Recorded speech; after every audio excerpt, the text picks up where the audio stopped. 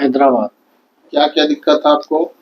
Back pain था, ये कमर से पैर तक के खींचता था, बहुत ज़्यादा प्रॉब्लम में था। इधर आने के बाद अच्छा रिलैक्स हुआ, अच्छा आराम मिल रहा है। कितना दिन से था आपको? 4 साल से। 4 साल से। अभी इलाज यहाँ कितना दिन हुआ है? 5 दिन, मात्र 5 दिन हुआ है। कैसा अभी लग रहा है? अभी बहुत अच्छा लग रहा है, बहुत अच्छा रिलैक्स हो रहा है। तो आप हैदराबाद के मरीजों को क्या कहना चाहेंगे? यही दर्द के मरीजों को क्या कहना चाहेंगे? यही कुछ अपना सलाह दूंगा कि एक बार आप जा करके अगर किधर से भी थक गए, हार गए हैं, तो एक बार जाके डॉक्टर साहब से मिलिए। आपका नंबर जितना आदमी को हो सके मैं फॉरवर्ड करूँगा। Okay, thank you. जी।